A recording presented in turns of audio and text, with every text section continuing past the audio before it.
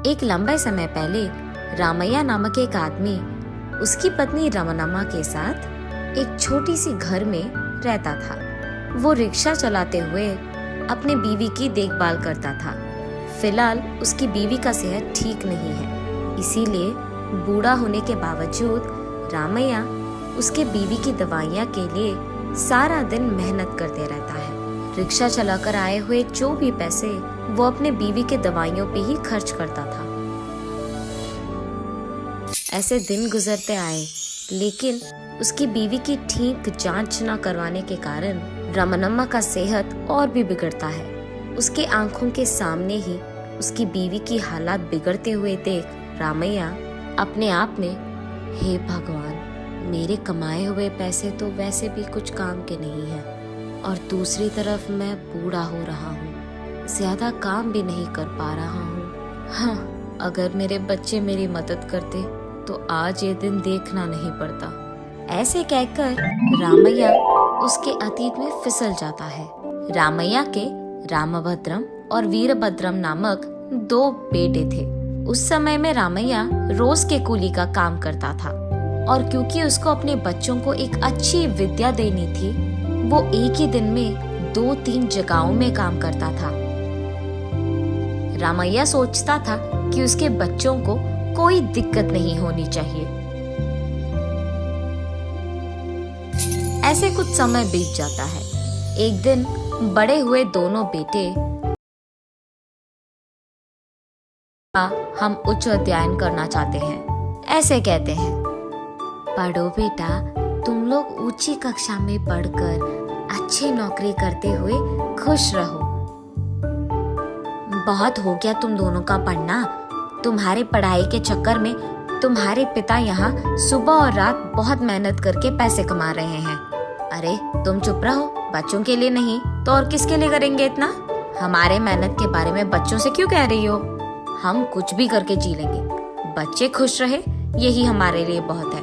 उन दोनों की खुशी के लिए हम कुछ भी करेंगे। तुम दोनों शहर जाने की तैयारी करो बेटा, मैं और तुम्हारी माँ कूली का काम करके पैसों का इंतजाम करेंगे, ऐसे कहता है रामैया। अगले दिन दोनों बच्चों को उच्च अध्याय के लिए शहर भेजते हैं रामैया और रमनम्मा। अगले दिन उसके बचत के पैसों से एक रिक्शा खरीदकर रामैया उस रिक्शा को घर ले आता है। आज से थोड़ा ज्यादा पैसे कमा पाऊंगा, ऐसे कहता है रामैया। शुभ है जी, आज से मैं भी आपकी सहायता करूंगी। ऐसे घर पे खाली ना बैठ के कोई काम देखकर कर लूंगी। ठीक है, मैं आज से ही काम शुरू करूंगा। ये कहकर वो रिक्शा लेकर वहाँ से चले जाता है। रमनम्मा भी ईंटों के व्यापार में ईंट यहाँ से वहाँ पहुँचाकर रोज की कूली थोड़ा कमा लेती थी। रामैया के पास रिक्शा होने के कारण इससे पहले जहाँ वो गोडाउन के काम करता था, उसके मालिक रामैया को गोडाउन की बस्ता देकर एक जगह से दूसरी जगह पहुँचाने का काम देता था। फसल के गोडाउन में फसल के बैगों को एक जगह से दूसरी जगह पहुँचाते हुए बाकी खाली समय में ग्राहकों को एक जगह से दूसरी जगह तक पहुँचा देता था। ऐसे वो कुछ पैसे जमाता है। ऐसे वो दोनों बहुत मेहनत करके पैसे बचाकर उन पैसों को थोड़ा भी खर्च किए बिना जब भी उनके बेटे पैसे मांगते थे, उनको सारा का सारा पैसा दे देते थे ताकि उन दोनों को कोई दिक्कत ना हो। ऐसे कई दिन बीत जाते हैं। कुछ दिन बाद उन दोनों बेटों की अच्छी नौकरियां लग जाते हैं। वो दोनों तो सुंदर लड़कियों से शादी भी कर लेते हैं। वो विषय वो अपने माँ बाप को फोन पे एक दिन कहते हैं। माँ बाप को समझ में नहीं आता है कि वो इस बात का खुशी ले कि वो दोनों अच्छे नौकरियां लेकर सेटल हो गए, कि इस बात की दुख करें कि माँ बाप को बताए बिना उन दोनों ने शादी भी कर लिया। अच्छा बेटा, तुम लोगों की खुशी में ही हमारी खुशी है। थोड़ा दुख तो है कि हमें कम से कम बताए बिना तुम दोनों ने शादी कर लिया, लेकिन चलो अब जो हो गया सो हो गया। बहुओं को लेकर घर तो आ जाओ बेटा। पापा, वो क्या है कि वहाँ आने का समय अब हम लोगों के पास नहीं है। समय देखकर आ जाओ बेटा, माँ तुम लोगों को बहुत याद कर रही है, ऐसे कहता है। ठीक है। ऐसे रामभद्रम फोन कट करता है। घर जाकर जो कुछ भी हुआ रामैया रमनम्मा को बताता है। तब रमनम्मा, हाँ देखा आपने, हमें बताए बिना शादी तक कर लिया इन लोगों ने।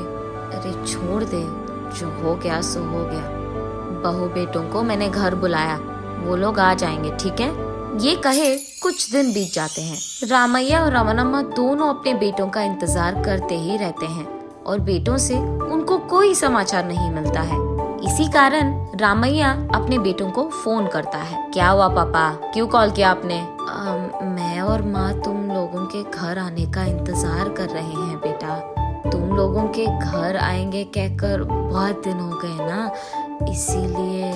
अब आना नहीं होगा पापा, कितने बार कहूँ मैं आपसे? बेटा वो माँ तुम लोगों को बहुत याद कर रही है, एक बार आके तो चले जाओ। रामभद्रम के ठीक बगल में मौजूद वीरभद्रम फोन लेकर, पापा भैया बोलने के लिए शर्मा रहे हैं कि हमारा पिता एक रिक्शा पुलर है तो हमारी बेइज्जती हो जाएगी, और इतना ही नहीं, बहुएं वहाँ आएंगे भी तो उस छोटी घर में रह नहीं पाएंगी। इसलिए आप इस बात को समझ लो, हजम कर लो और हमें फोन करना बंद करो।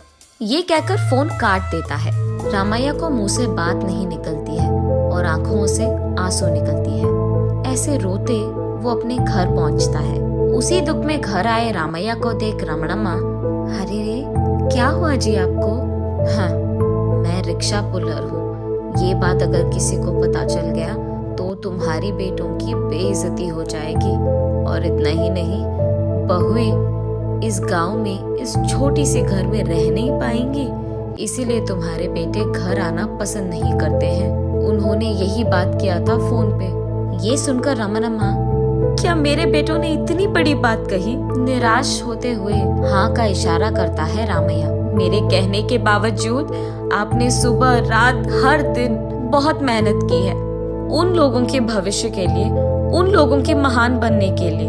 अब देखो कितने महान बन गए हमारे बेटे, इतना कि उन्होंने कह दिया कि फोन भी मत करो। ऐसे रोते हुए कहती है, हाँ इतने बड़े बन गए कि माँ बाप का नाम कहते हुए शर्म आती है उनको। उसी दिन से उसी बात की दुख में रमनम्मा का सेहत बिगड़ने लगता है। अतीत से बाहर आकर रामैया उसके आंखें पोंछकर रिक्शा पे बैठकर ग्राहकों को ढूंढने लगता है। रास्ते में गोडाउन का मालिक रामैया को देख, क्या हुआ रामैया, बहुत ढीला दिख रहे हो, कल काम पे भी नहीं आए? माफ कीजिए साहब, मेरी बीवी का सेहत ठीक नहीं है, दिन ब दिन उसका हालत बिगड़ रहा है। मेरे पास मौजूद सारे पैसे खत्म हो गए हैं। कल पूरा उसका देखभाल कर रहा था उसके पास ही रहकर, इसीलिए मैं काम पे नहीं आ पाया। अरे रे ऐसा है क्या? कोई बात नहीं रामैया, वैसे तुम्हारे दोनों बेटे की तो बड़े नौकरियां लगी थी ना, तुमने कहा कि वो दोनों शहर में है, उनको बोल देते, अच्छे अस्पताल में जांच करवाते अपनी माँ की। हाँ, कहाँ के बच्चे साहब, मैं रिक्शा पुलर हूँ, ये बात अगर उनके दोस्तों में पता लग गया तो उनका इज्जत घट जाएगा, ये समझकर वो हमसे बात करना भी छोड़ दिए। उनका हमें भूल कर भी बहुत दिन हो गए साहब। ऐसे दुख में कहता है, क्या इतना बड़ा बात कहा है उन्होंने? तुम्हारी रिक्शा की कमाई लेकर ही वो उतनी अच्छी जिंदगी जी रहे हैं, अब इतने बड़े बन गए कि खुद के माँ बाप को भूल गए। अच्छा, ऐसे कहकर अंदर से कुछ पैसे लाकर रामैया को देते हैं। जाकर अपनी बीवी की जांच करवाओ, उनके ठीक होने के बाद ही वापस काम करने आओ, समझे? अरे रे साहब, इतना पैसा? तुम पहले पैसे लो और अपनी बीवी का इलाज करवाओ, जाओ, ऐसे कहता है। पैसे लेकर वो अपनी बीवी का अच्छा इलाज करवाता है।